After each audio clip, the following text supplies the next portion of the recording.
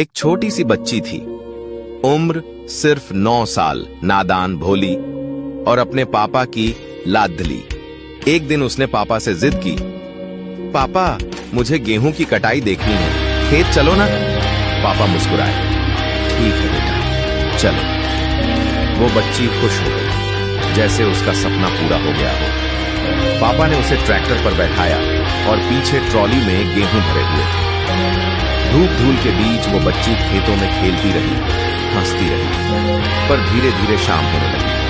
थक कर वो अपने पापा के कंधे पर सिर रखकर सो गई। पापा ने उसे ट्रॉली में गमछा बिछाकर सुला दिया। उसी ट्रॉली के अंधेरे में एक शैतान छुपा बैठा था, एक 21 साल का युवक, जिसने उस मासूम बच्ची की मासूमियत को कुचल डाला।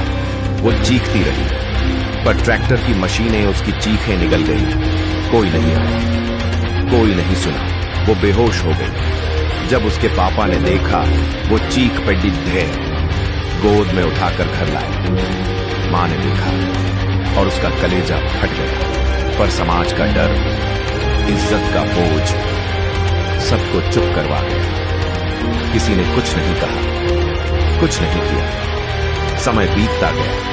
वो बच्ची अब जवान होने लगी थी, लेकिन अंदर ही अंदर वो अब भी डर में जी रही थी।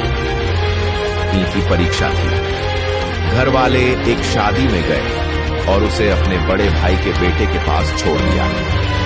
इसका ध्यान रखना। लेकिन ध्यान तो उसने कुछ और ही रखा।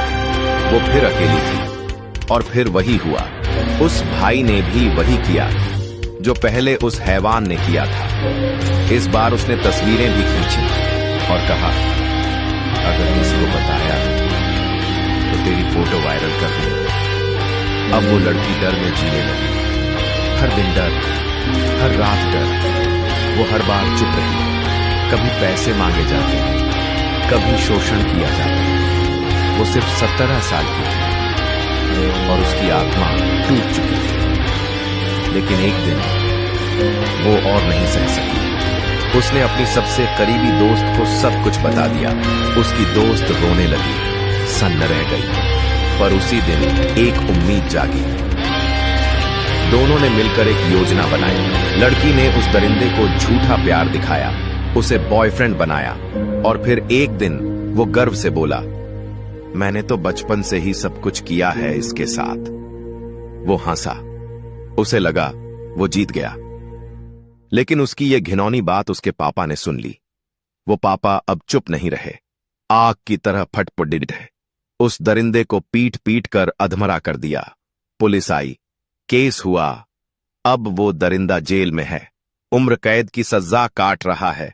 लेकिन क्या सब कुछ खत्म हो गया? नहीं, वो लड़की आज भी जिंदा है, पर उसके भीतर की मासूमियत मर चुकी है।